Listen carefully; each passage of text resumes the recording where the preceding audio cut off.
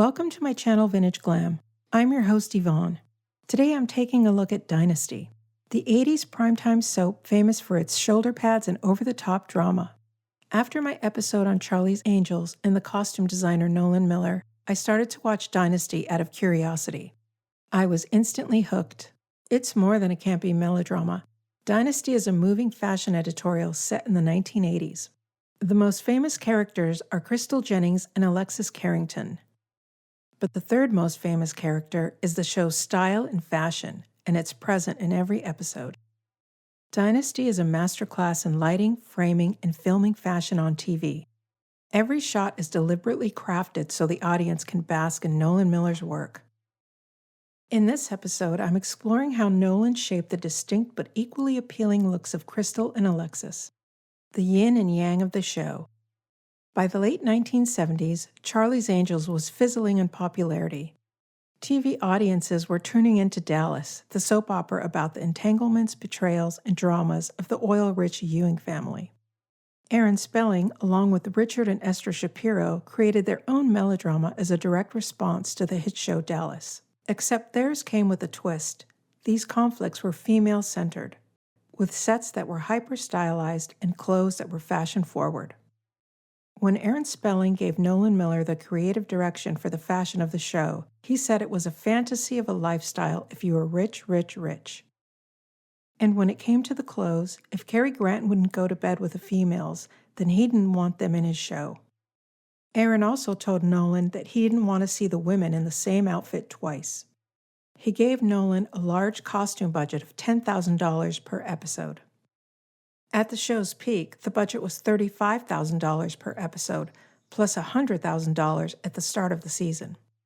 The drama centered around the family of Blake Carrington, played by John Forsythe, a rich oil tycoon based in Denver. Nolan said he was a sophisticated man and perfect for the role. He made 6 custom suits, 12 shirts, and 50 different ties for Blake's character. Krystle Carrington, played by Linda Evans, was the main female of the first season.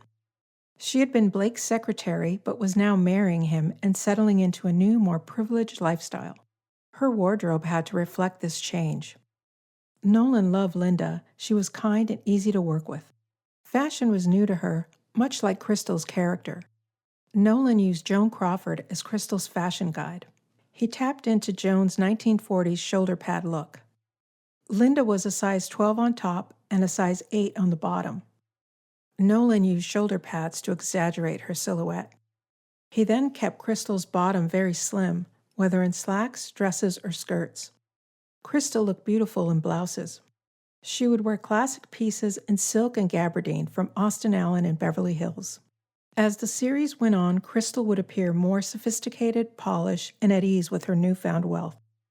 The second season introduced Alexis Carrington, played by Joan Collins, Blake Carrington's ex-wife. This character was originally intended for Sophia Loren. Alexis electrified the series as Krystle's nemesis. She donned looks that were dramatic and sexy. Alexis was a fashion counterpoint to Krystle's character. Red lipstick, red nails, bold jewelry, and big hair. Joan was a perfect size 8. Nolan also used Joan Crawford as a blueprint for Alexis's character. He dressed Alexis in tight suits with peplums and dramatic hats. Joan was great with props. She could hold a mink, a clutch, a cigarette, or a glass of wine with ease. The catfights between Alexis and Krystle were legendary. Nolan often made 4 copies of each costume for these fights. 1 clean outfit for the scene, 1 outfit for the tearaway, and a duplicate set for the stunt double. Joan did not like these catfights and would often call for her stunt double right away. Fallon Carrington, Blake's rich, spoiled daughter, was played by Pamela Sue Martin. Nolan crafted a distinct look for her that was young, luxe, and rich. He dressed her in sharply tailored looks. Pleated slacks, puff-sleeve blouses, and body-conscious silhouettes. Fallon looked contemporary and self-assured. Fallon's look is that of a stylish heiress who knows her worth and isn't afraid to show it. Sammy Jo, played by Heather Locklear, was at one time married to Stephen Carrington, Blake's gay son. She is from a small town, scheming and ambitious. Nolan said Heather had a great figure and it was easy to craft her in mall glamour. Small clingy tops and shiny pants. Her outfits made her deliberately stand out in the Carrington mansion. As Sammy Jo acquires more money, her clothes evolve. Finer fabrics, but with the same curve-hugging silhouettes. Claudia Blaisdel, played by Pamela Bellwood, starts out as a fragile character. She had been recently released from a psychiatric hospital. Claudia is unsure of herself and trying to reintegrate into the world. Her clothes are nondescriptive and subdued. As Claudia begins to work, her wardrobe adapts to her new life. More crisp and serious silhouettes reflect her self-assuredness. Dominique Deveraux, played by Diane Carroll, was Dynasty's first Black character. Diane wanted this role. She wanted to be the first Black rich bitch on TV. Her character was a singer who was also Blake Carrington's half-sister. Because of her social status, this meant her looks were rich and opulent. Nolan said that it was difficult and that Diane wanted many of the looks that he had reserved for Joan. He worked to create looks that were distinct just for Dominique.